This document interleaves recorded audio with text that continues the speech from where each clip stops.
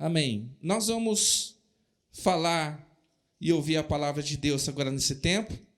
E eu tenho certeza que o Senhor tem uma porção especial para abençoar a nossa vida nessa noite. Amém?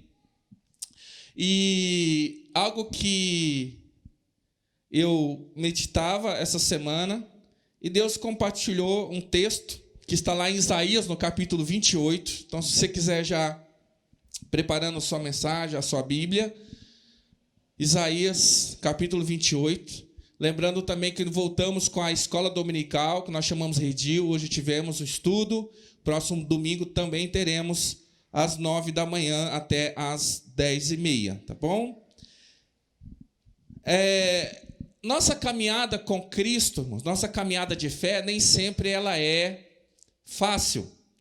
E muitas pessoas, muitos de nós, não concluímos a jornada que Deus tem para nós por não compreendermos a maneira como Deus trabalha.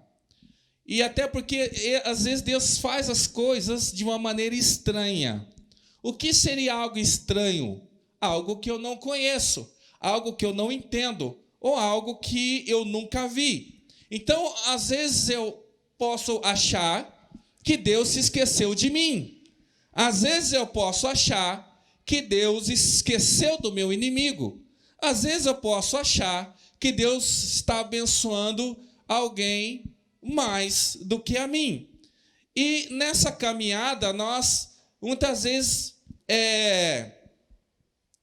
não entendendo o mover de Deus, nós nos afastamos, às vezes, da fé, ou desanimamos, ou desistimos de alguma coisa. E essa palavra vem para trazer uma direção para o nosso coração. E eu quero começar dizendo que Deus, sim, tem o controle sobre todas as coisas. Porque tem um monte de coisas que nós não entendemos, porém confiamos. Muitos irmãos não entendem como que um avião daquele tamanho e com aquele peso todo, ele consegue permanecer no ar. Se você vai lá para as leis da física, se você vai entender como é que funciona, há uma explicação lógica e por isso que acontece. Mas nem porque nós não entendemos, porque tudo aquilo, assim como um navio daquele tamanho não afunda, nem um avião daquele tamanho não cai do céu, mas nem por isso nós deixamos de voar. E muitas vezes, por nós não compreendermos os caminhos de Deus, nós deixamos de caminhar com Ele. Então, há muito na vida que nós não conseguimos explicar. Mas eu quero dizer que nada na vida passa desapercebido dos olhos de Deus. Lá em Romanos, no capítulo 11, eu vou ler o versículo 33 e 34. Paulo, ele ali escrevendo aos romanos, e no ápice, como que no momento que ele está escrevendo ali, ele é um ápice, ele se exalta ali, como num cântico, como numa oração. Ele diz assim, Romanos 11, 33, ó profundidade da riqueza, da sabedoria e do conhecimento de Deus, quão insondáveis são os seus juízos e inescrutáveis os seus caminhos. Quem conheceu a mente do Senhor? Ou quem foi seu conselheiro? Ou seja, Paulo, ele chega a essa conclusão, a esse ápice de pensamento, dizendo como podemos conhecer a mente do Senhor. Não dá para a gente tentar entender qual é o próximo passo. Você pode estar conversando com alguém e aquela pessoa meia lenta de conversar, e você pode tentar antecipar o que ela quer dizer, não é assim? Não acontece às vezes com você? Alguém, aí você adianta o processo. Quando você conversa com alguém que tem algum problema de fala, você quer adiantar. Com Deus não dá. Não dá para a gente tentar adivinhar ou perceber qual é o próximo passo do Senhor, porque Ele é soberano e ninguém jamais conheceu a mente do Senhor. E quantas vezes na Bíblia nós vemos situações que a gente não entende. E as próprias pessoas da época que foram testemunhas do que Deus fez no Antigo e no Novo Testamento ficaram confusas. Agora imagina então nós nos dias de hoje. Por exemplo, algumas coisas que Deus fez. Deus já fez mula falar. Deus já fez sarça ardente no deserto também falar. Deus já fez o sol parar. Me diga aí coisas absurdas e inexplicáveis que até hoje o homem não consegue explicar, mas Deus fez no Antigo Testamento ou no Novo Testamento. Abriu o mar, né? O Rio Jordão, ressuscitar mortos, são coisas inexplicáveis, mas Deus faz. E o próprio Paulo, lá em 1 Coríntios, no capítulo 1, versículo 27, ele vai também reconhecer isso. Ele diz assim: mas Deus escolheu as coisas loucas do mundo para envergonhar os sábios, e escolheu as coisas fracas do mundo para envergonhar as fortes. Ele escolheu as coisas insignificantes do mundo, as desprezadas e as que nada são, para reduzir a nada as que são. Queridos, não é só o que Deus faz, mas como Ele faz. Por exemplo, Jesus na sua caminhada, Ele fez coisas estranhas também. Tem momentos que Ele vai curar as pessoas, que relatos de que Ele cuspiu no chão, relatos que Ele colocou o cuspe nos olhos. Tem um relato que acontece no Antigo Testamento do profeta, Jesus também faz, ele deita sobre uma criança, essa criança ela reaviva, e tantas outras formas que Deus fez e que não dá para entender, mas Ele faz. E o que nós perdemos muitas vezes é porque nós não cremos. Domingo passado nós ouvimos uma palavra aqui sobre o que Deus ia fazer coisas tremendas na nossa vida. E era uma palavra específica, era uma palavra para quem cresce. Irmãos, e essa semana muitos milagres aconteceram. Nós ouvimos muitos testemunhos de pessoas que receberam boas notícias, que receberam alguma provisão de Deus esta semana, porque creram no seu coração. Não porque eles determinaram, não porque eles pressionaram Deus, mas porque eles creram em um Deus que é todo-poderoso. Então, quando nós temos a fé no Deus verdadeiro, nós vivemos milagres. Então, na Bíblia, nós vemos histórias, por exemplo, que começaram muito bem, mas não terminaram tão bem assim. Para nós é muito bom, porque quando nós lemos o livro, e às vezes nós estávamos comentando sobre quem, Nath, que a gente lê a história, parece que tudo aconteceu em um mês. Né? Era sobre o apóstolo Paulo, exatamente. Parece que o apóstolo Paulo ele se converte num dia, na outra semana ele já se torna mestre, ele já está ensinando, de repente ele já abriu não sei quantas igrejas, e tudo o que acontece ali parece que foi no intervalo de 3 meses. E demorou anos, porque a gente vê todo. Há profecias, irmãos, que pessoas que profetizaram morreram antes de ver as profecias se concluírem. Então, olha só, algumas histórias que começaram mal.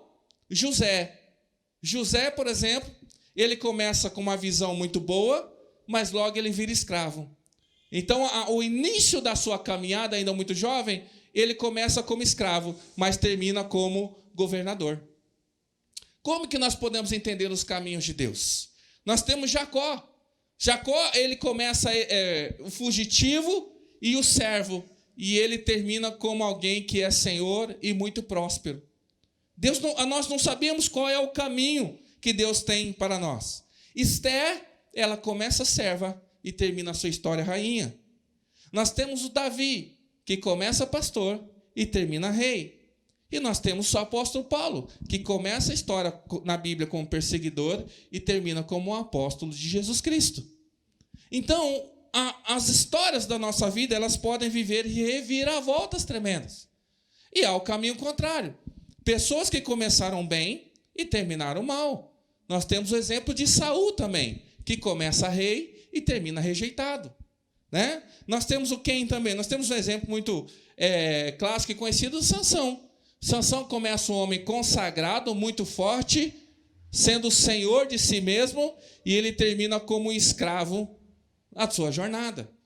Então, a vida, se você olhar para a tua história, quantas coisas que você achou que não dariam em nada e se transformou em coisas muito abençoadas. E quantas coisas que você começou e colocou todas as suas expectativas naquilo e depois você percebeu que aquilo deu tudo errado. E muitas vezes a gente pergunta, Senhor, onde estava o Senhor? E essa semana eu ouvi esses memes, né, de internet. Era um carro bem velhinho, e ele tinha um adesivo escrito assim: foi Deus que me deu. E embaixo uma placa de vende-se. Eu não sei quem que postou isso. E aí a pessoa comenta assim, né? Enfim, a ingratidão, né? Se foi Deus que te deu, você está vendendo? Né? Então, muitas coisas começam assim. Nós ouvimos histórias de relacionamento de pessoas que chegam e falam: nossa, isso é de Deus. E termina quase se matando, né? Então, há muitos caminhos que Deus ele nos proporciona. Mas, independente das nossas escolhas, ele continua sendo Senhor. E em 1 Samuel, eu vou ler capítulo 2, o versículo 6 até o 8. Olha que tremendo o que é dito a respeito do Senhor. E aqui nós vamos se deparar com um dos maiores dilemas da humanidade. E sempre um ateu, ele usa esse argumento, ou pessoas que não têm fé usam esse argumento, e fala o seguinte: se Deus é bom, por que acontece tanta maldade no mundo? Porque você está se tratando de homens. Agora, quando tem alguém soberano, ele faz o que ele quiser. Olha só o que diz 1 Samuel capítulo 2, versículo 6. O Senhor mata e preserva a vida. Ele faz descer a sepultura e dela resgata. O Senhor é que dá pobreza e riqueza. Ele humilha e exalta.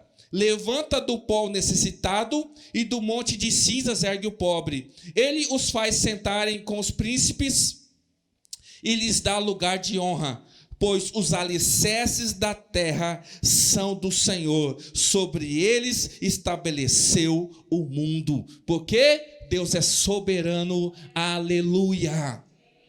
Ele é soberano. É Ele que estabeleceu o mundo. Diz aqui que os alicerces da terra são do Senhor. Ele que estabeleceu tudo. Quem sou eu? Quem somos nós para questionar a soberania de Deus? Queridos, Deus ele controla a natureza.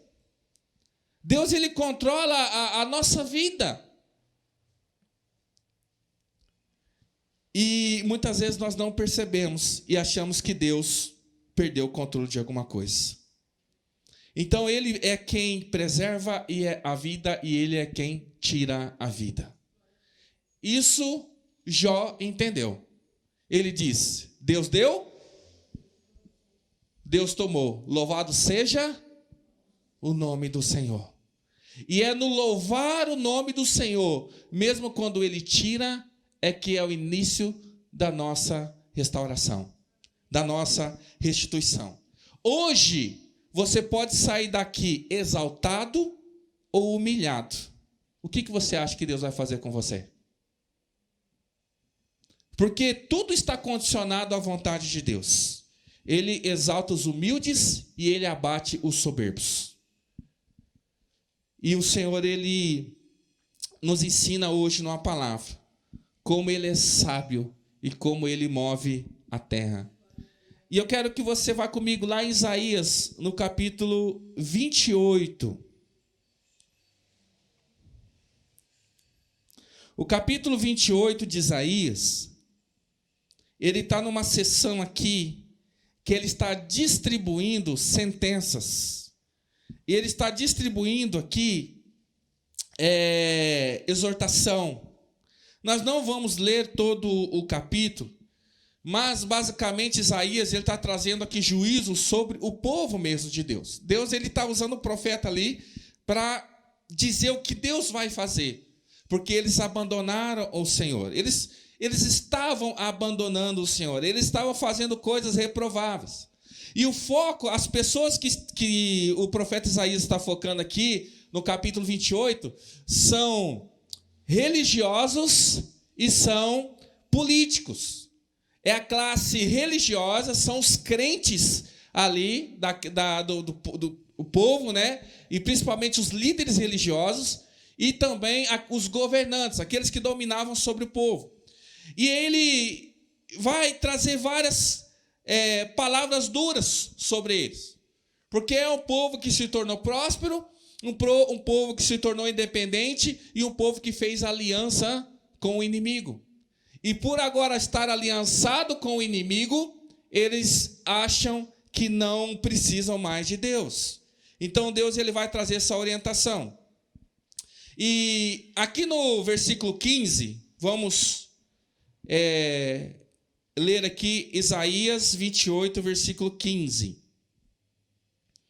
Ele falando para o povo: vocês se vangloriam, dizendo: fizemos um pacto com a morte, com a sepultura. Fizemos um acordo, quando vier a calamidade destruidora, não nos atingirá, pois na mentira fizeram o nosso refúgio e na falsidade temos o nosso esconderijo. Olha que interessante, queridos. Nesse momento, o povo aqui de Deus, os líderes, os religiosos, mais especificamente aqui nessa aliança, os políticos, o rei, fez aliança com o Egito e com a Síria. O que é essa aliança? A aliança é o seguinte: o Egito tem um acordo, como acontece nos países hoje. Então, o Egito fez um acordo com Israel, que ele não poderia invadir Israel ou dominar Israel em hipótese alguma, e nem a Síria.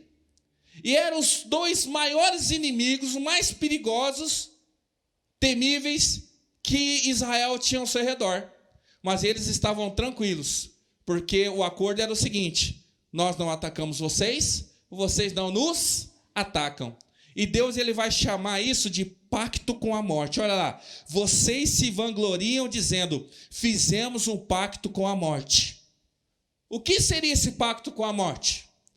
Caso vier sobre nós, ele vai dizer aqui melhor, vamos ler o texto, ó. Quando vier a calamidade destruidora, não nos atingirá.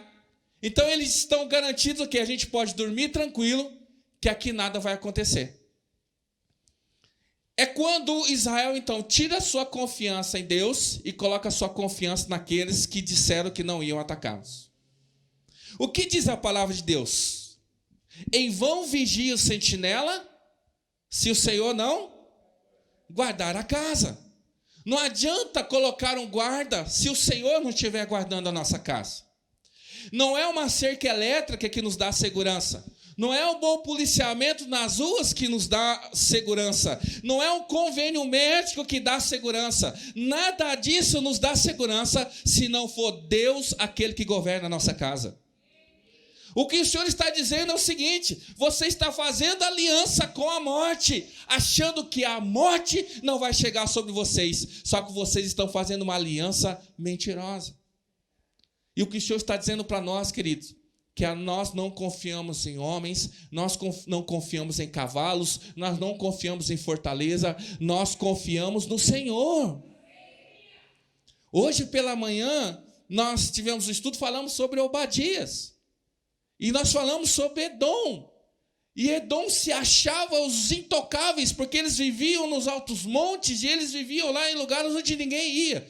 Mas o Senhor falou: você pode se esconder nas estrelas, que de lá eu te derrubarei. Querido, não há impossível para Deus, porque Ele é aquele que estabeleceu as bases da terra. E Deus ele vem trazendo isso para você. Não confie nessa aliança, nesse pacto, porque você fez um pacto de morte. E com essa aliança do Egito e da Síria, eles achavam que eles não precisavam mais de Deus, porque eles já tinham alcançado o auge. Olha o versículo 9, volta um pouquinho. Volta um pouquinho. No versículo 9 de Isaías 28. Olha só como esses homens... E aqui falando dos religiosos, porque se você voltar... Vamos voltar até um pouquinho aqui.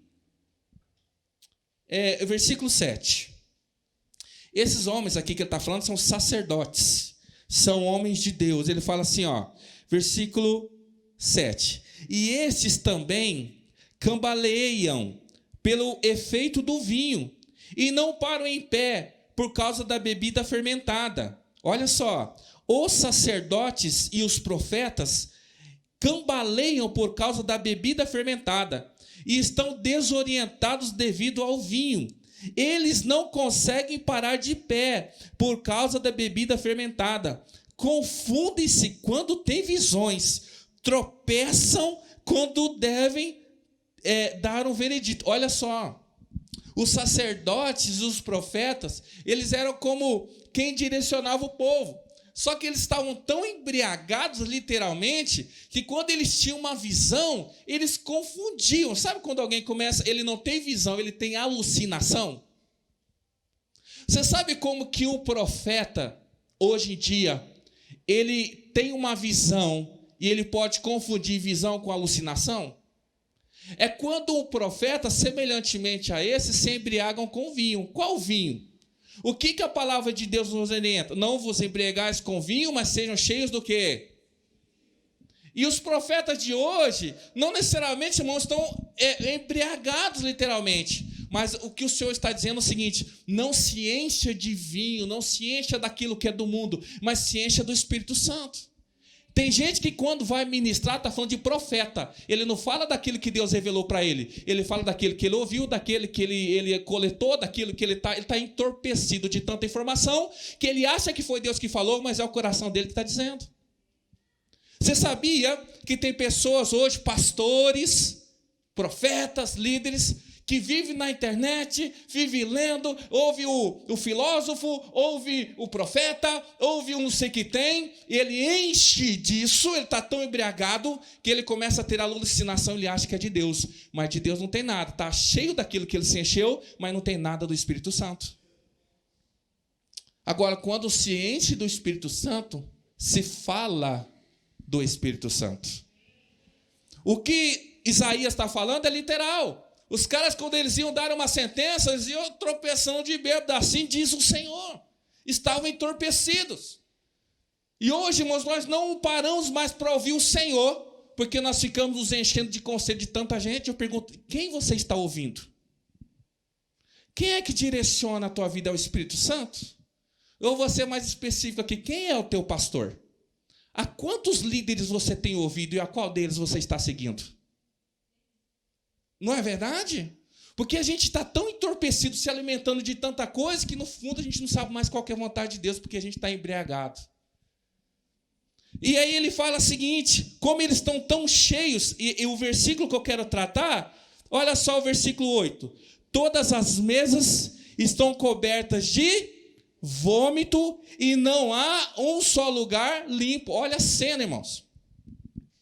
Os profetas e os sacerdotes da casa de Deus estavam tão embriagados que eles vomitavam. Você imagina a cena?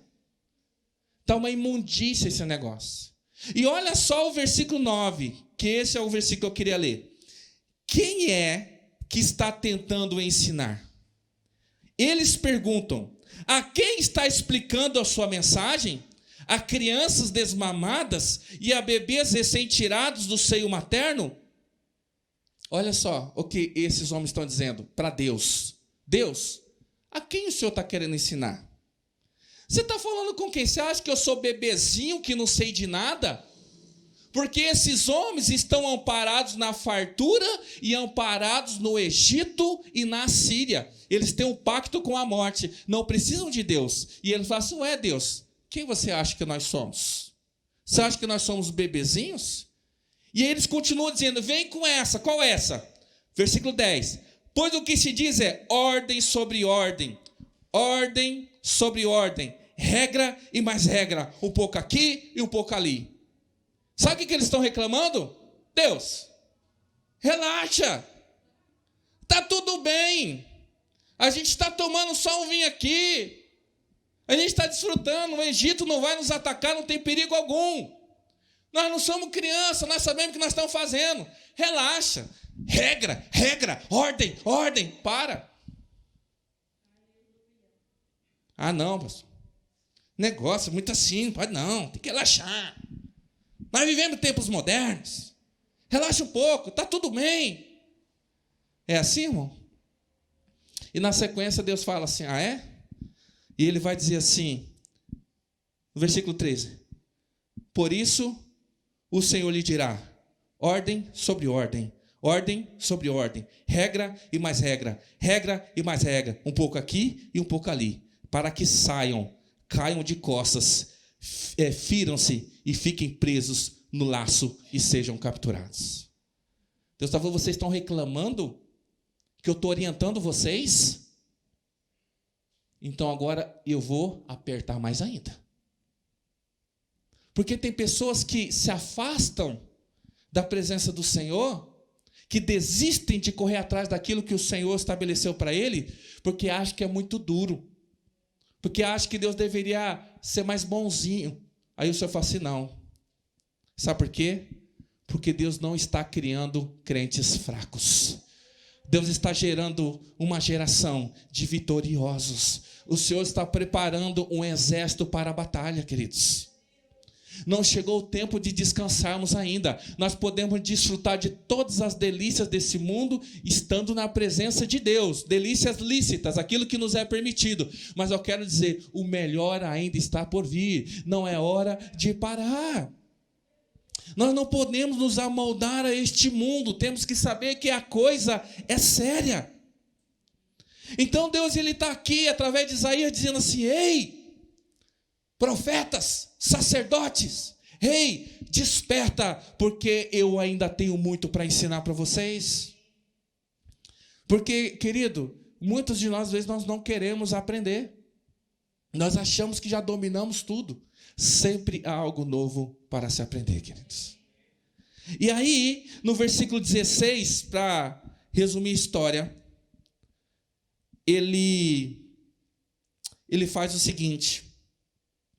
Diz assim, por isso, diz o soberano, o Senhor, ele fala assim, eis que ponho em Sião uma pedra já experimentada, uma preciosa pedra angular, para alicerce seguro, aquele que confia jamais será. Olha só o que Deus está preparando aqui, irmãos, você vai entender uma maneira estranha de Deus agir. Está todo mundo, esses homens falando, Deus, calma, relaxa, está tudo tranquilo. Aí Deus fala, ah é? Fala, eu colocarei no meio de vocês uma pedra angular. Ela vai ser o quê? Alicerce. Quem que você acha que é essa pedra? Essa pedra é Jesus. Diz que ele é a rocha, não é? A rocha eterna. Ontem nós aprendemos aqui no culto infantil sobre construir uma casa na rocha. Olha só o que Deus faz. Ah é? Ele fala assim, eu vou colocar no meio de vocês uma pedra. Quem estiver alicerçado nela, não vai se abalar. Olha só o que diz aqui o finalzinho do versículo 16. Uma pedra já experimentada, uma preciosa pedra angular, para alicerce seguro. Aquele que confia jamais será, ou em outra tradução, aquele que confia jamais fugirá. Por que isso? Porque Deus está preparando eles para alguma coisa, irmãos. E o interessante é que muitas vezes nós pensamos assim, o juízo de Deus, quando ele vai executar na terra, ele bem que podia tirar a gente, né? E castigar só quem? Só os ímpios. Livrar a gente. E esse livramento virá no juízo final. No juízo final, não. Na tribulação final. Porque Deus disse que os salvos, não passarão por tribulação. Nós só seremos livres, irmão, da tribulação. A tribulação, não. Os meus não vão passar por tribulação. Mas enquanto esse dia da grande tribulação não chegar, nós estamos aqui no meio. Sabe, eu vou te explicar mais ou menos o que Deus vai fazer aqui. Imagine que isso aqui é um barco, né? Um barco. E nós estamos atravessando um canal. E aí você está reclamando assim, não, mas está demorando isso aqui, né? Está demorando. Aí outra reclama assim, nossa, mas eu paguei muito caro essa passagem. Aí tem um Natalino que está quietinho, o Natalino está tranquilo, ele está em paz com tudo que está acontecendo. Mas está todo mundo reclamando. O que você espera que de repente o dono desse barco faça? Ele pega o Natalino, coloca no bote salva-vidas e leva ele embora e afunda o barco. Mas ele não faz isso não. Sabe o que ele faz? Ele pega uma boia salva-vidas, No meio de todo mundo aqui, ele fala assim, Nath, segura aí. Aí ele pega e vira o barco. Mas vira com ele junto. Ou ele ensina ele a nadar. Ele não vai poupar o natalino do naufrágio. Mas ele vai poupar, se ele aprendeu aquilo que Deus ensinou, ele permanecerá vivo. Entenda o que Deus está fazendo aqui. Ele fala assim, vocês acham que não está ruim? Então eu estou lançando uma pedra angular. E ela vai ser alicerce para vocês. Agora espere o que eu vou fazer. Aquele que tiver alicerçado, permanecerá. Aquele que não estiver alicerçado, vai perecer. Queridos, Deus ele abala toda a terra para aprovar os seus fiéis. Sabia disso? Olha só, nós vamos entender. Em 1 Coríntios capítulo 11, versículo 19, eu vou ler para você. Olha só, que às vezes a gente não entende porque há algumas tragédias na nossa vida. Paulo, antes da ceia, fala assim, pois é necessário que haja divergência entre vocês, para que sejam conhecidos qual dentre vocês são os aprovados. Aleluia! Querido, quem estuda aqui sabe que quando um professor ele ministra ali uma prova, a intenção dele é testar o conhecimento e aprovar aqueles que estavam preparados. Nenhum mestre ele dá uma prova com a intenção de reprovar alguém, mas ele dá uma prova com a intenção de testar o conhecimento daqueles que estudaram. Aí, às vezes, nós achamos que Deus poderia nos livrar do mal, mas ele deixa você porque ele está testando até onde você aguenta. É isso que Deus ele vai fazer, ele está usando Isaías para dizer, queridos, se preparem. Aqueles que estiverem alicerçados, esses vão sobreviver. Mas aqueles que estiverem sem uma base, esses vão perecer.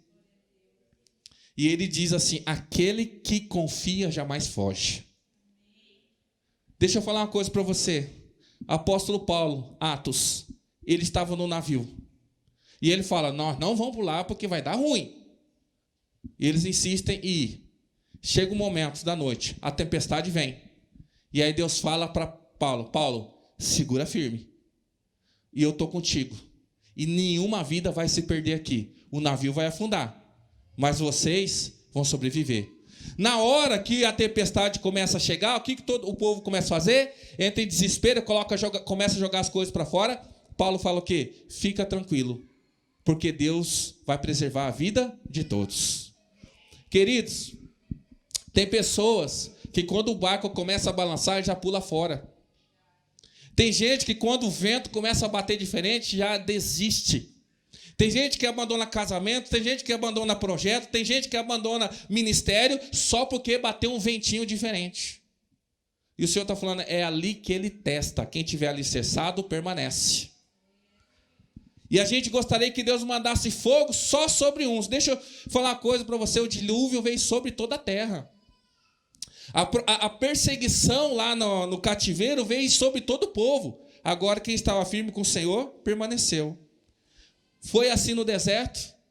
Quem suportou o deserto alcançou a terra prometida. Foi assim na Babilônia. Daniel foi para a cova dos leões e ele sobreviveu. Os 3 jovens foram para a fornalha e eles sobreviveram. Por que Deus então não privou eles de passar por isso? Porque Deus os estava aprovando. Você está entendendo?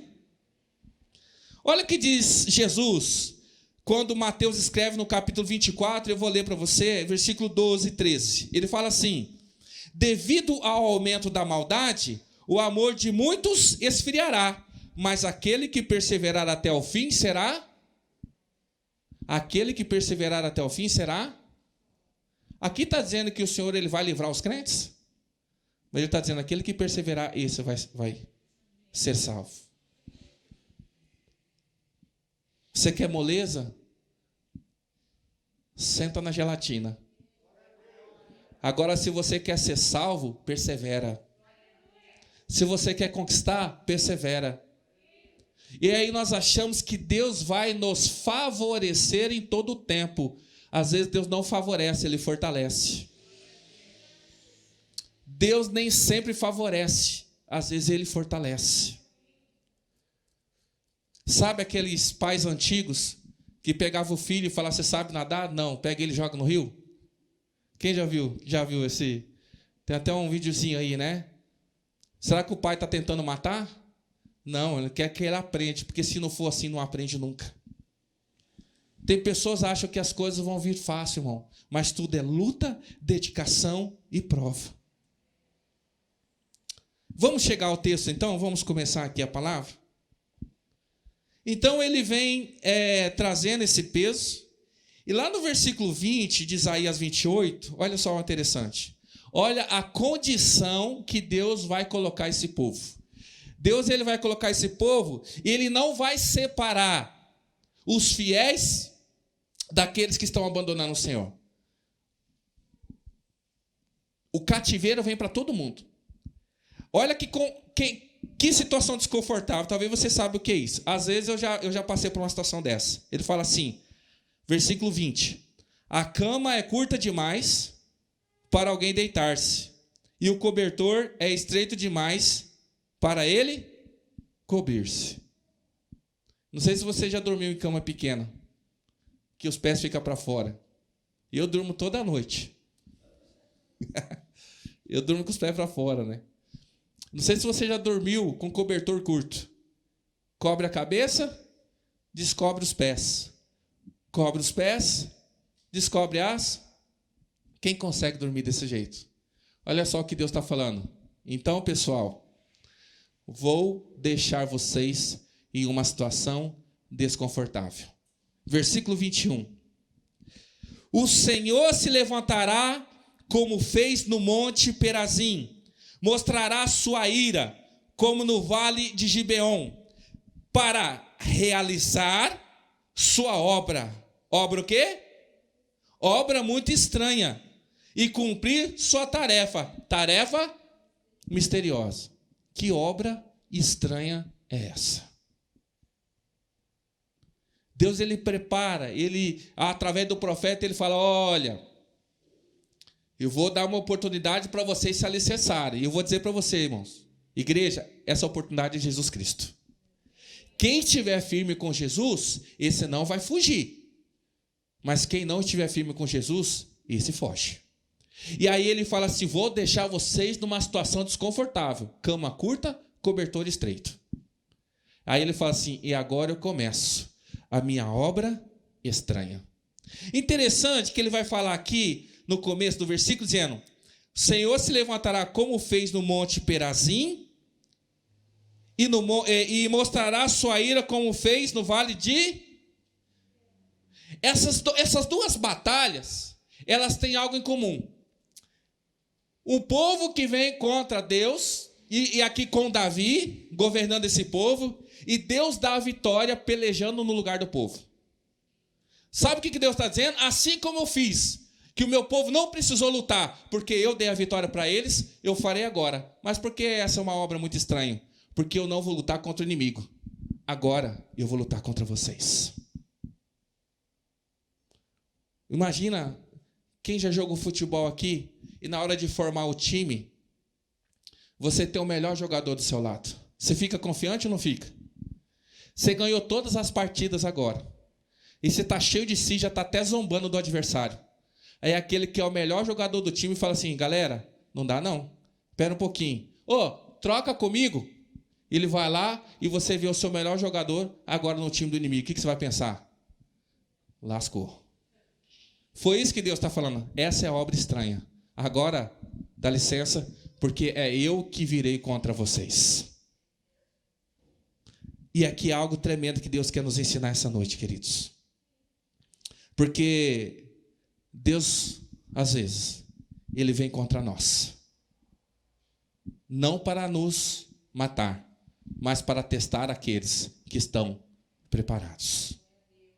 Então, ainda assim, por mais que isso pareça terrível, Davi mesmo, ele diz, e quando ele peca, quando ele erra, aí Deus vem para ele: você quer cair na mão dos homens ou você quer cair na mão de Deus? E ele fala o quê? Quero cair na mão de Deus. 1 Crônicas 21:13 diz assim: Davi respondeu: é grande a minha angústia, prefiro cair na mão do Senhor, pois é grande a sua misericórdia, e não nas mãos dos homens. Na sequência desse versículo diz que o Senhor ele libera um anjo. E esse anjo, de uma vez só, ele mata 70.000 da nação de Israel. Diz assim que o Senhor, ele matou de uma vez só 70.000. E quando Davi olhou, vinha um anjo com uma espada de fogo lá do céu. E ele vinha para destruir Jerusalém. E diz o texto que o Senhor se arrependeu do que ia fazer e livrou Jerusalém do castigo. E o anjo, ele voltou. E Davi viu o anjo livrando eles. Mas, irmãos, 70.000 pereceram. Porque Deus, ele é misericórdia, mas ele também é justiça. E esta noite eu quero falar para um grupo de pessoas maduras, de homens e mulheres que têm lutado muitas lutas, têm vencido a maioria delas, mas também acumulam no seu currículo muitas derrotas. Mas eu quero dizer para você, Deus, ele está te fortalecendo. Você acredita nisso? Não é tempo da gente ficar se vitimizando. Coitadinho de mim. Parece que só acontece comigo. É só na minha casa. Aí Deus, ele fala assim, eu vou ter que desenhar para vocês. Deus, ele está falando assim, olha, eu não vou livrar vocês, mas eu vou dar uma saída. O Senhor, ele está falando para nós, eu não vou tirar vocês do mundo. Mas o que vai fazer? Assim como eu venci, vocês também vencerão. O Senhor, ele não vai livrar muitas lutas de nós, mas ele vai nos preparar para a batalha. Deixa eu falar, aquele que quer caminhar com Cristo, quer caminhar com Deus, mas ele não quer passar por luta, esse não vai suportar o primeiro levante na vida dele, queridos. Deus, ele nos está preparando para coisas maiores. Tem pessoas que não aguentam uma palavra de ofensa. Tem pessoas que não aguentam. Mas esse que tem. Eu vou me matar. Eu vou deixar tudo. Eu não aguento. Deus está te provando. Lembra que nós falamos nisso? Deus tem um controle sobre todas as coisas. Nada foge do controle de Deus.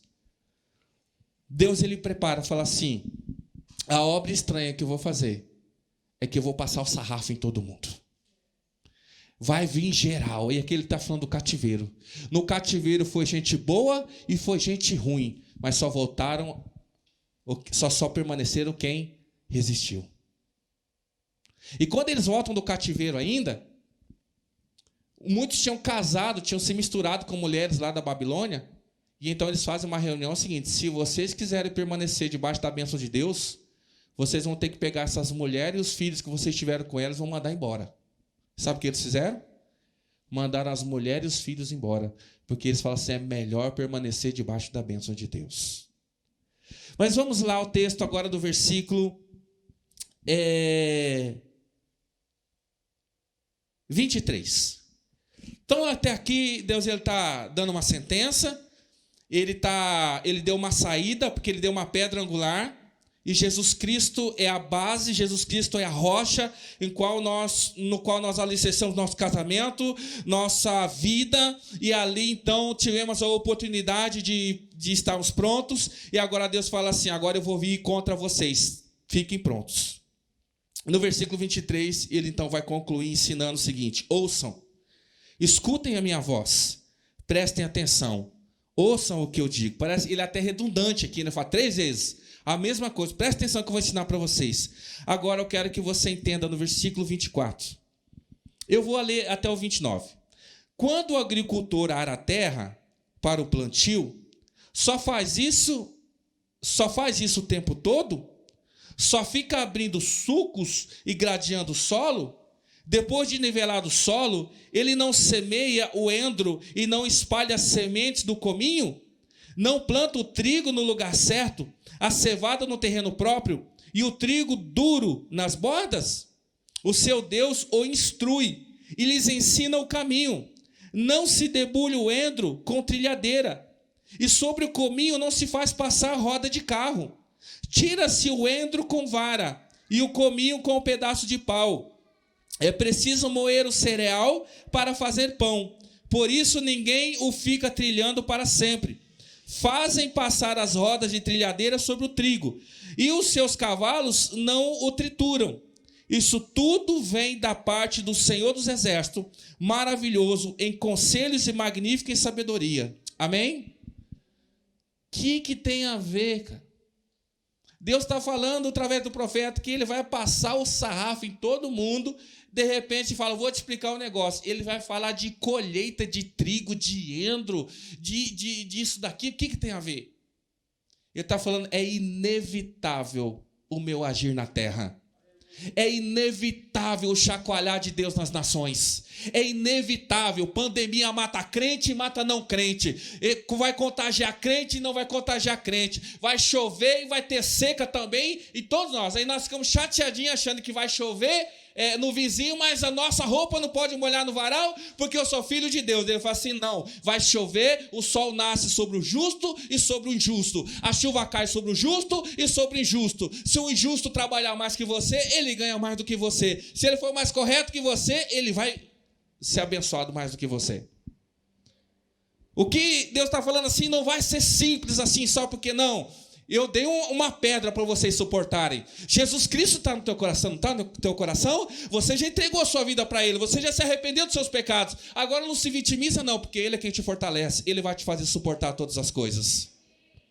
Não há tentação e não há provação que Deus ele vai colocar sobre nós maior do que nós possamos suportar. Se você tem Cristo na tua vida, você suporta qualquer coisa. Porque você tem algo que Deus permitiu chegar na tua casa, é porque Ele sabe da capacidade que você tem para superar isso daí. Só que a gente vive num tempo, irmão, onde a gente acha que tudo vai dar certo. Não. Hoje eu passei em frente a uma igreja que eu até entendo e achei interessante que eles colocaram uma faixa bem grande assim, por conta dessa questão da pandemia, dizendo, tudo vai ficar bem. E eu não estou profetizando, mas é uma verdade que eu vou declarar. Nem tudo vai ficar bem. Pessoas morrem, ficamos doentes.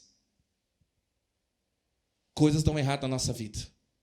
Mas isso não é o fim. Sabe por quê? Porque estamos alicerçados em Jesus Cristo. Às vezes nós nos inspiramos na vida de alguém que é bem-sucedido e nós achamos que, nossa, eu quero ser assim, eu quero viver desse jeito, eu quero isso aqui. Mas a gente não sabe quantas vezes aquela pessoa quebrou, quantas vezes aquelas pessoas se frustrou para alcançar o que ela alcançou. Então, a aprovação vem para todo mundo, mas os que estiverem preparados, os que perseverarem, esses serão salvos. Amém? Eu estou falando para uma geração forte. E aí Deus traz um ensinamento, fala assim, ó, escuta, me ouve, que eu vou falar sobre agricultura agora. Deus ele acabou de falar que ele vai vir com juízo e desgraça. Mas antes disso, senta aí que eu vou te ensinar a cultivar a terra. Olha só o que diz o texto do versículo 24. E eu quero dizer para você a primeira coisa dessa noite. O nivelamento de Deus na nossa vida é necessário. Olha o que diz o versículo 24. Quando o agricultor ara a terra para o plantio, só faz isso o tempo todo? Só fica abrindo sulcos e gradeando o solo? O que Deus está dizendo é o seguinte, quando um agricultor vai preparar a terra, qual que é o processo de preparação da terra? Existe lá o espaço onde ele quer plantar. Primeira coisa, ele tem que nivelar o solo. Ele tem que preparar a terra. Ele tem que arrancar os tocos, ele tem que tirar os morros, ele tem que preparar a terra para que haja o plantio. Porque dependendo, se aquela plantação ela tiver o desnivelamento, o que acontece quando chove? Alaga onde tem um buraco e se aquela plantação ela não pode receber um excesso de água, aquela parte ali vai perder. Se ele não tirar as árvores ou determinadas plantas, aquela planta vai dar sombra demais e não vai crescer aquilo que ele plantou. Se ele não tirar as pedras, a semente não vai vingar. Se ele não preparar a terra, não é possível ter colheita. Aí Deus ele fala assim, ei, você acha que um agricultor ele passa o tempo todo preparando a terra? Querido, você acha que a vida inteira é só desgraça? Não. Deus ele está dizendo para nós assim, é importante o período de nivelamento na nossa vida. Se não aconteceu ainda, é porque o solo não está preparado para receber aquilo que Deus reservou para nós. Não adianta a gente ter pressa e querer semear numa terra desnivelada, numa terra, porque se você só apenas jogar semente e não tirar os tocos e as pedras, não dá para fazer a colheita, não dá para colocar o carro de boi, porque vai quebrar a roda, vai ter dificuldade. Sabe qual que é a dificuldade, querido? É que tem muita gente que se levanta antes do tempo e quando Deus vai tratar já não consegue mexer, porque foi plantado em cima de algo desnivelado.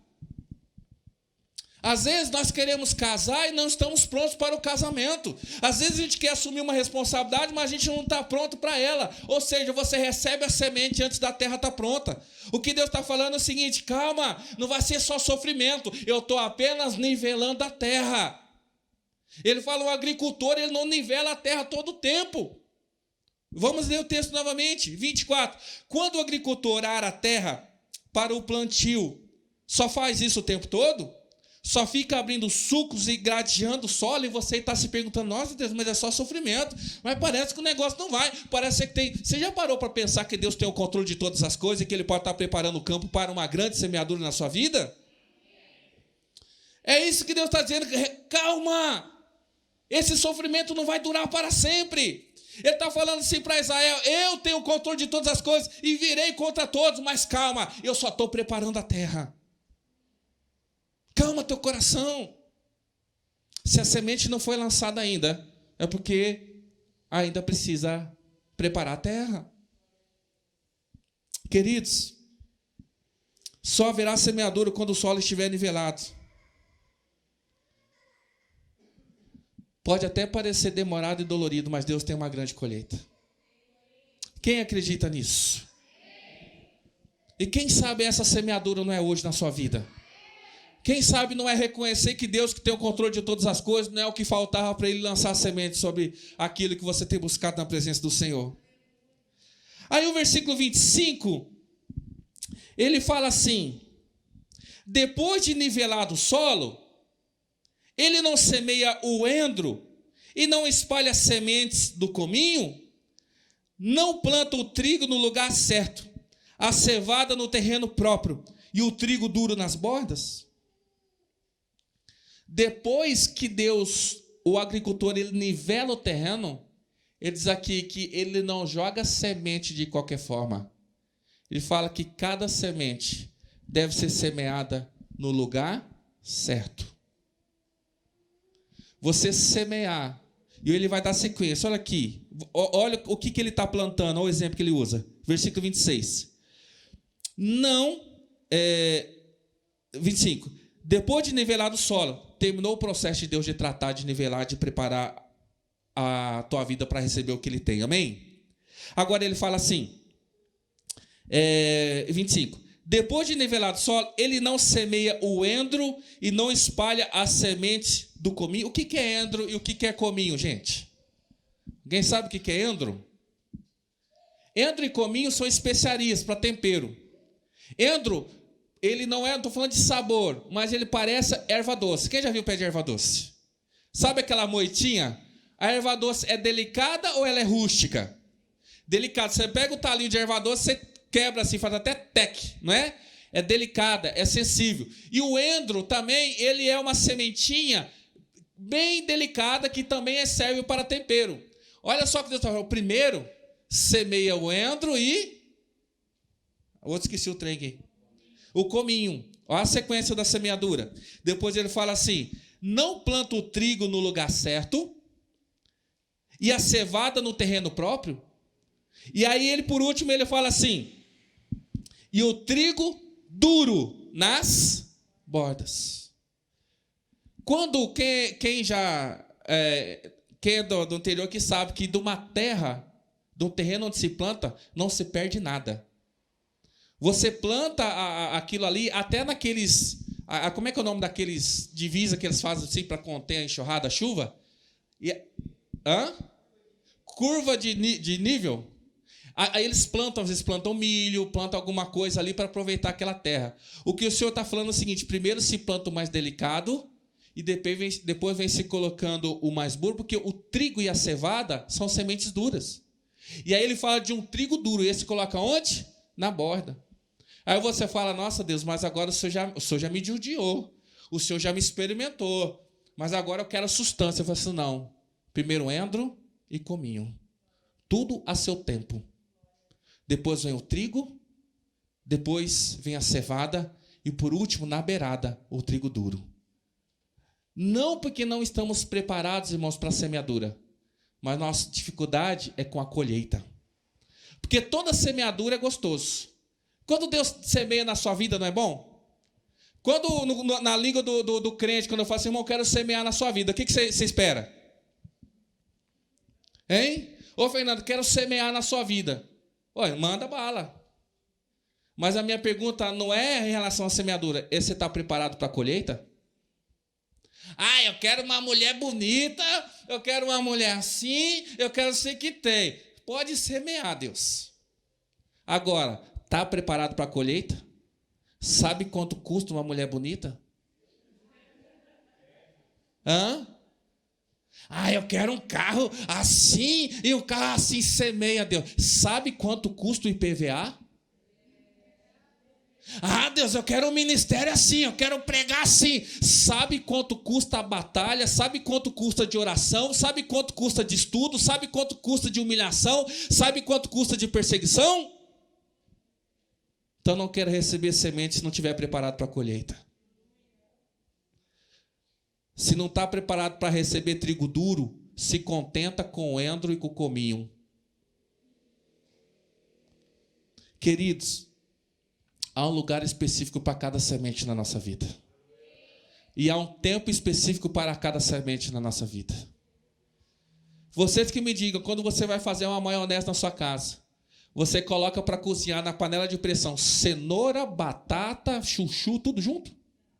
Por quê? Cada coisa no seu tempo. Primeiro põe a cenoura. Quando a cenoura estiver pré-cozida, você coloca o quê? A batata. Quando a batata estiver já pré-cozida, você põe chuchu. Não sei se alguém põe chuchu na maionese, né? Mas vocês estão me entendendo. Então, não queira receber trigo duro se você não está preparado para a colheita disso daí. Tem gente que quer ser próspero, mas não sabe lidar com dinheiro. Tem gente que diz assim, quando eu for rico, eu vou fazer a obra de Deus. Sendo pobre, você não faz? Sede fiel no pouco, sobre o muito eu te colocarei. Deus conhece o teu coração. Deus está preparando a terra, Ele está nivelando o seu coração. Seja fiel desde agora, porque Deus Ele pode te colocar e você continuar sendo fiel. Querido, a terra para o endro, a terra para o cominho, a terra para o trigo, a terra para a cevada. E quem está na beira tem o trigo duro. Então, qual é o tempo de Deus para a sua vida? Porque o lugar onde você é plantado é de acordo com a capacidade de você se desenvolver. Olha, eu vou explicar melhor. Se você está num lugar onde você não se desenvolve, será que é ali mesmo que você deve estar? Ou se alguém está num lugar, plantada numa terra frutífera, e essa pessoa não se desenvolve ali, pergunto, será que ela é semente para estar naquela terra? Será que ela não tem que ir lá para onde nasce o cominho? E às vezes a gente está insistindo no lugar errado. Porque há um lugar específico para cada semente. Há um tempo para todas as coisas. Porque ele fala ainda assim, que o trigo duro tem que ficar na beira. O endro e o cominho são temperos. E qual é o objetivo desses dois temperos? Aroma e sabor. O trigo e a cevada, qual é o objetivo deles? Sustância. Você está entendendo? Se Deus te fez para ser aroma suave, você não vai suportar o processo de moenda do trigo. E se Deus te chamou, te fez de você um trigo, se você estiver no lugar para ser cheiroso, vai se decepcionar, porque trigo não tem cheiro. É ou não é verdade? Então, por isso que Deus fala, presta atenção, escuta o que eu estou te falando. Deus primeiro Ele prepara o caminho, depois Ele semeia cada semente no lugar certo. Você precisa se desenvolver, seja endro ou seja trigo. Todo lugar que Deus plantar você, você tem que se desenvolver. E se você não se desenvolve, ou é porque a terra é ruim, ou porque você está no lugar errado. Então, o Senhor está falando conosco nessa noite, amém? Não sei se você vai ficar feliz ou vai ficar triste com essa palavra, mas vamos terminar aqui então, versículo 26. O seu Deus o instrui, e lhe ensina o... Você crê que Deus é soberano sobre todas as coisas e Ele aponta o melhor caminho para nós? Aí ele continua o versículo 27. Não se debulha o endro com trilhadeira, e sobre o cominho não se faz passar roda de carro. Tira-se o endro com vara e o cominho com pedaço de pau.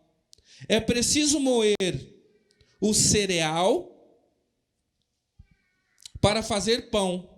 Por isso ninguém o fica trilhando para sempre. Fazer passar as rodas da trilhadeira sobre o trigo, mas os seus cavalos não.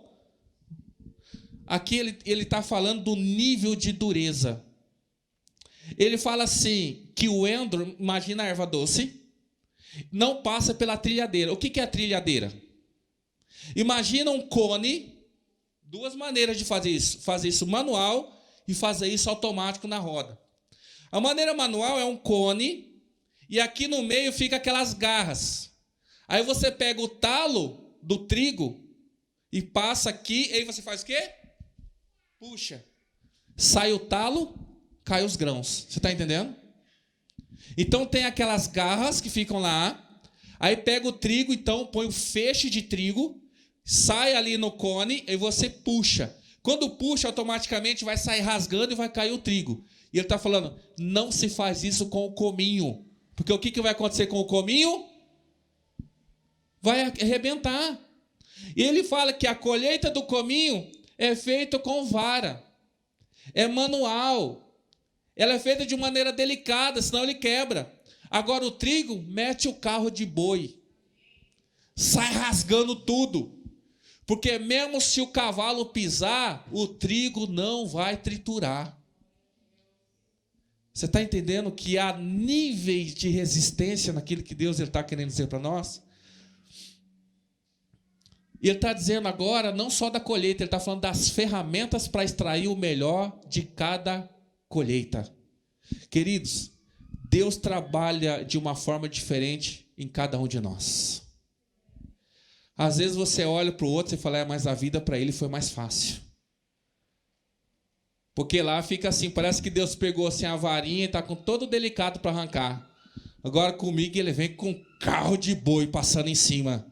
Sabe por quê? Porque ele é cominho, você é trigo. Deus sabe a capacidade que você tem de resistir. Quando vem o carro de boi, ele sai roçando tudo, querido. Agora hoje não, hoje a colheitadeira, ela já corta e já joga no caminhão, não é assim? Fica jogando, não. Viu o caminhão, o carro de boi, ou então quando era manual, era o homem com a foice. E vinha atrás o outro só o quê? Juntando. Ele não estava preocupado com a resistência do trigo, porque coisa pior ainda é esperar por ele. Porque o trigo primeiro ele passa na foice, o cavalo passa em cima, dele vai para a trilhadeira, depois ele vai para a peneira, aí então ele vai torrar, aí ele vai para a moenda, até virar o pó. O endro não, querido. O endro tira ele com carinho, bate uma aguinha, e aí faz aquele prato chique, aí o cara pega aquela tirinha lá e joga. Cada um tem o seu efeito. Tem uns que tem o efeito aromático. Tem outros que tem o efeito de substância. Tem um que tem o efeito de beleza. Tem outro que tem o efeito de consistência. Eu não sei para que Deus te chamou, mas eu quero dizer para você, confia nele. Ele sabe as ferramentas certas que ele tem para trabalhar na sua vida. Deus, ele sabe a maneira. Não fica olhando a vida dos outros e achando que a vida dos outros é mais fácil. Não, se Deus chamou ele para ser cominho, ele é cominho. Jesus, ele chamou para ser trigo. Só para você ter uma ideia, que o processo de Jesus foi o processo da moenda. E eu vou te adiantar uma coisa também. O meu processo, o seu processo também é esse. É o da moenda. E Jesus até um dia, ele falou para Pedro assim: Pedro, Satanás me pediu para peneirar você, mas eu o impedi, porque você ainda não está pronto. Mas quando você se converter, você vai ensinar muitos. Jesus está falando para Pedro: Satanás já queria peneirar você agora, mas vai chegar o momento, e não é agora. E no meio disso tudo ainda, irmão, nós não vamos entrar aqui, ainda tem o joio. Tem o joio. Só que o joio, ele fica no meio do processo. Qual a diferença do trigo e do joio? Nenhuma. Porque está tudo igual. Mas quando chega o tempo da colheita, o trigo está maduro e o joio está verde. Aí Jesus fala assim: mas opa, não se preocupa. Não precisa gastar esforço para entrar lá e ficar caçando joio. Ele fala: deixa. Vai vir a hora de trilhar. Vai vir a hora de queimar. Vai vir a hora de peneirar. E só o que vai sobrar é trigo. Por isso que a gente não tem que ficar se comparando com ninguém e nem tentando ou se preocupando com alguém. Porque no processo de Deus só passa quem é trigo. E eu quero concluir dizendo assim, irmãos: podemos não entender o trabalhar de Deus, mas uns se colhem com a mão, outros com a vara e ainda outros com trilhadeiras. Pode parecer que as coisas na sua vida são mais difíceis, mas o objetivo de Deus não é te matar, mas é extrair o melhor de você.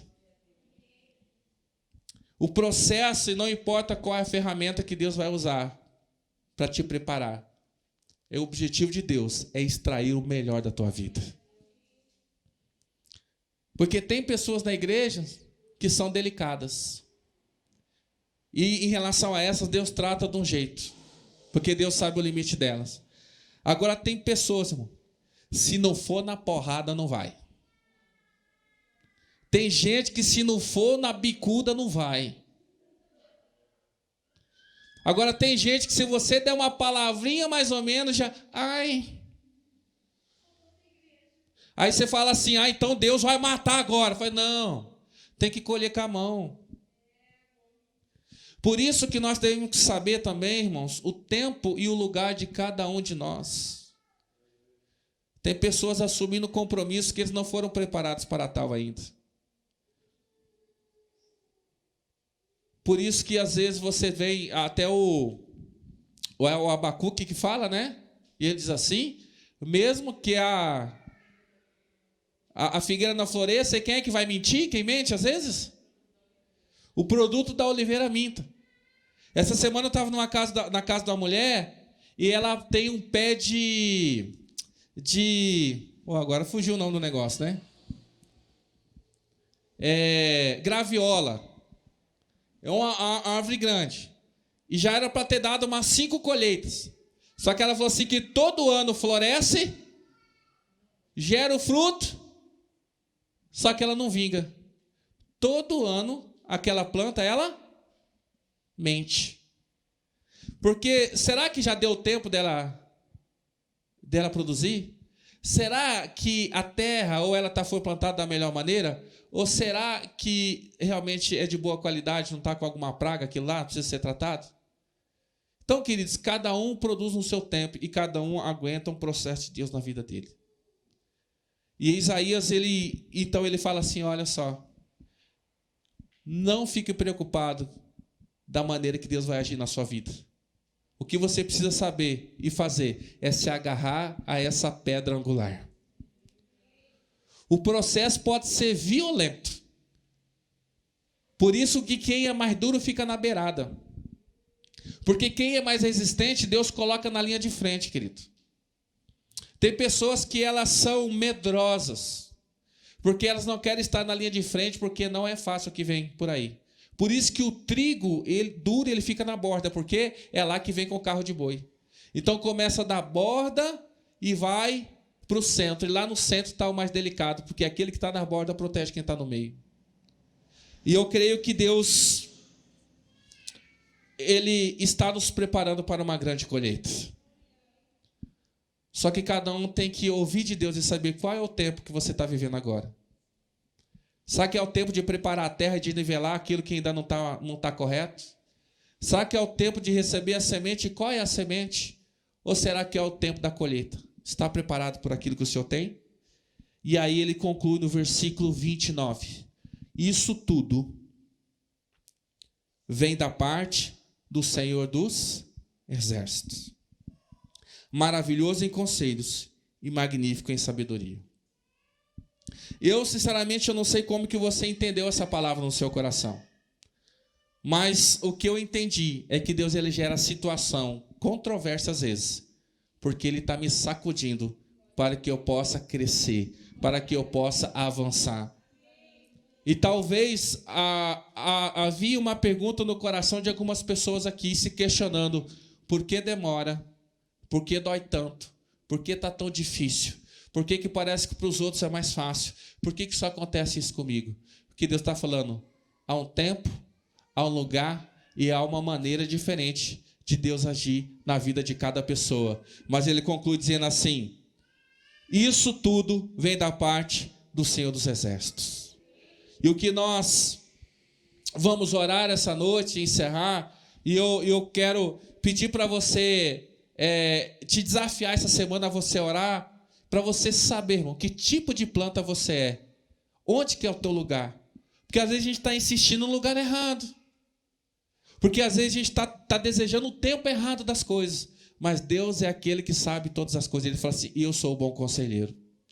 E o Senhor é aquele que nos direciona. Amém? Vamos nos colocar de pé.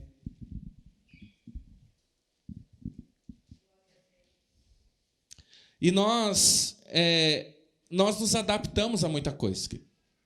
Nós nos adaptamos. Nós temos essa capacidade. Esse dia a gente estava rindo, a gente estava confraternizando com os irmãos, e a gente estava vendo uma cacatua latindo igual cachorro. Né?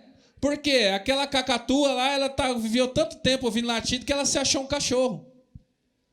Mas ela está enganada, não foi essa não é a natureza dela, não foi para isso que Deus a chamou.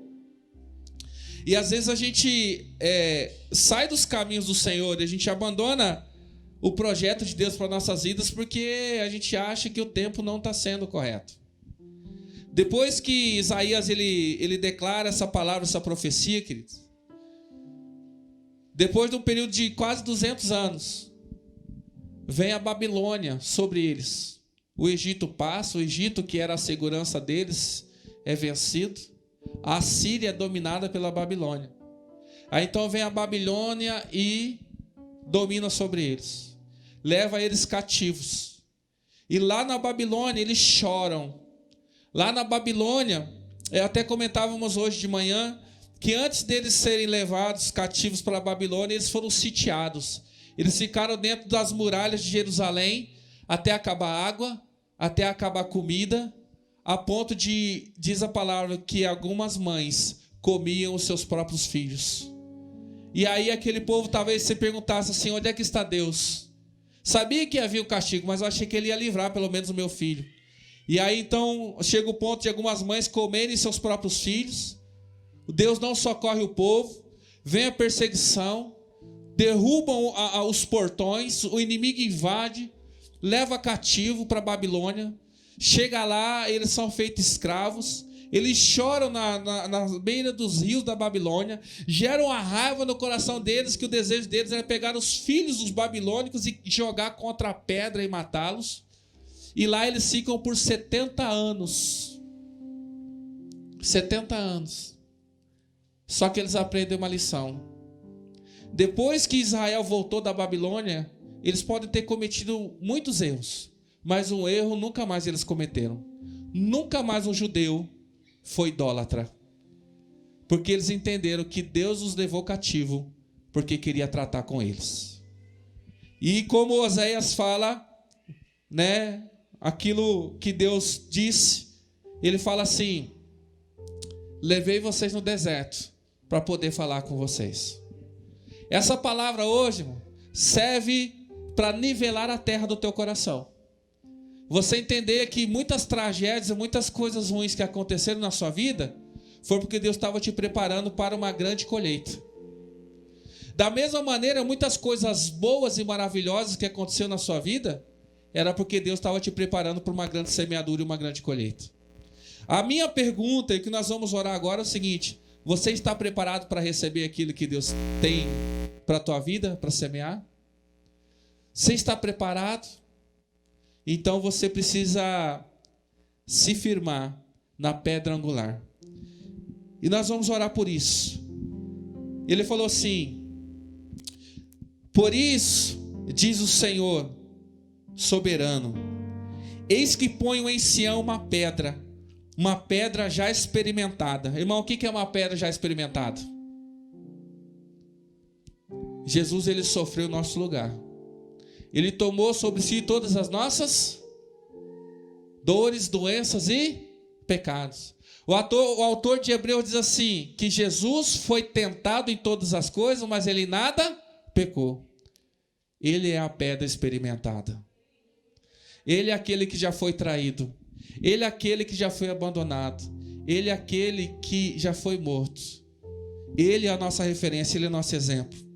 Eis que ponho em Sião uma pedra já experimentada, uma preciosa pedra angular. Por que ela é preciosa? Muitos de nós às vezes não damos o valor para aquilo que Jesus fez na nossa vida como se deveria. E ele está falando essa pedra é preciosa. E ele fala assim: para alicerce seguro, aquele que confia jamais será abalado. O objetivo dessa palavra essa noite é uma apenas: confia, porque Jesus Cristo é aquele que te fortalece.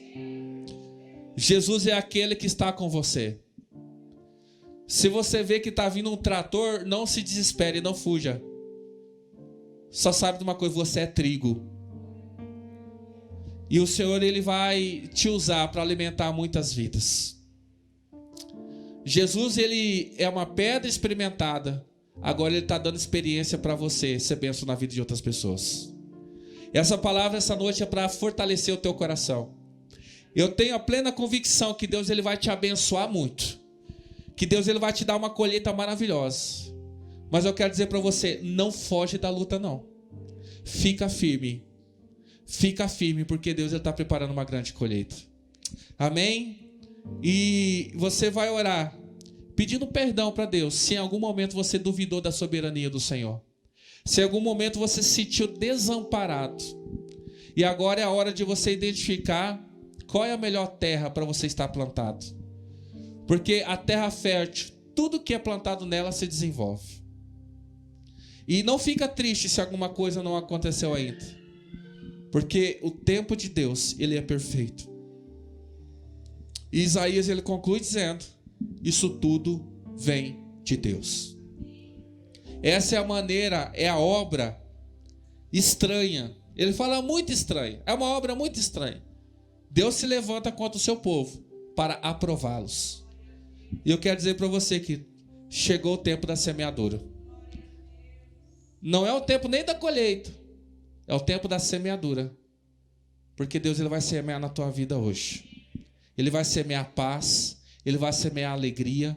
Ele vai semear misericórdia. Ele vai semear livramento. Ele vai semear perdão sobre você. E eu queria dar a nós que estamos aqui ou que estão em casa uma oportunidade para a gente orar ao Senhor e apresentar isso diante dele. Amém?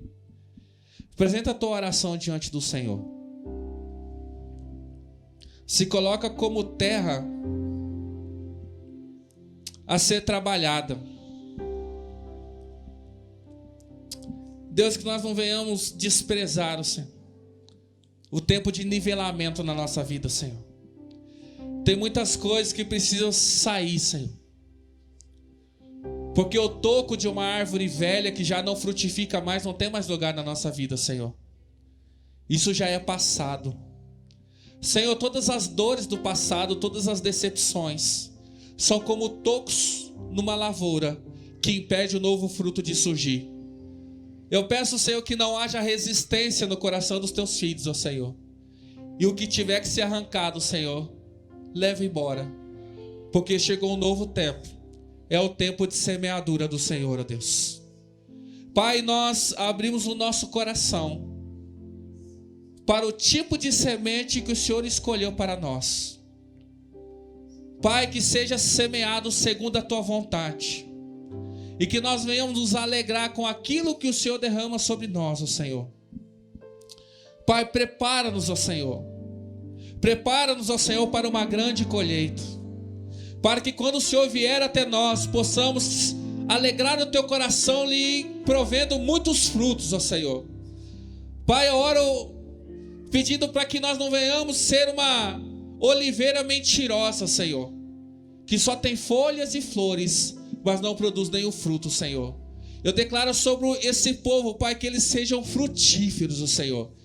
Que eles sejam abundantes, ó Senhor. Que eles sejam prósperos, ó Senhor. Mas tudo no tempo do Senhor, ó Deus. Pai, eu oro também para que eles abram o coração, para que as ferramentas certas sejam ministradas na vida deles, ó Senhor. O Senhor usa pessoas como ferramentas. O Senhor usa situações como ferramentas.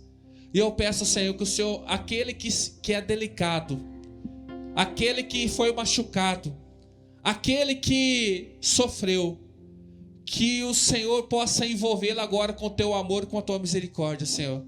E que o Senhor possa dizer para eles, ó Senhor, quanto eles são amados do Senhor.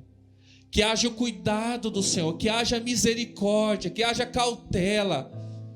Mas aqueles, ó Pai, que vieram de lugares, ó Pai, que não foram ensinados, aqueles que ainda estão teimando, Senhor, estão resistindo contra o agir do Senhor, eu oro, Senhor, pega duro com eles, ó Senhor.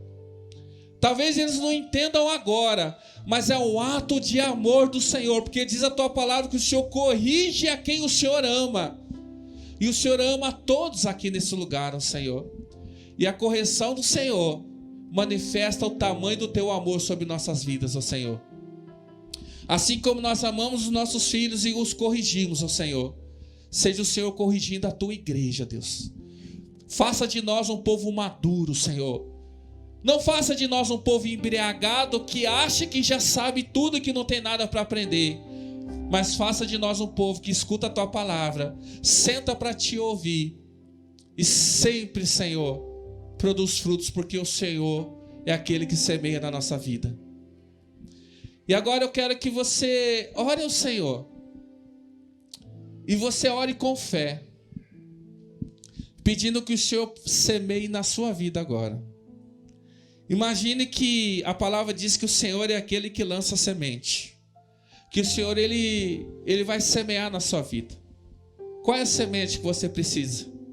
Qual é a semente que você tem buscado? O que você tem orado ao Senhor? Eu disse que semana passada nós ouvimos muitos testemunhos de orações respondidas e de milagres que Deus fez. Por isso que eu perguntei para você, como que você vai sair daqui? Exaltado ou humilhado?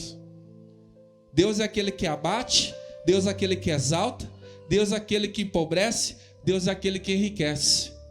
Agora chegou a hora de você receber a semente do Senhor. E segundo a sua fé, o Senhor, Ele semeia na tua vida hoje. Senhor, nós estamos aqui nessa noite como terra fértil, Senhor. Pai, o Senhor sabe que os teus filhos precisam, Senhor. O Senhor sabe o que há do coração, o desejo do coração de cada um dos seus filhos, ó Pai. Ministra agora sobre eles, ó Pai, a semeadura. Pai, aquele que foi chamado, Senhor, para o ministério, que ele não fuja daquilo que o Senhor semeou na vida dele. Aquele que assumiu um compromisso contigo, Senhor, não volte atrás daquilo que se comprometeu, ó Deus.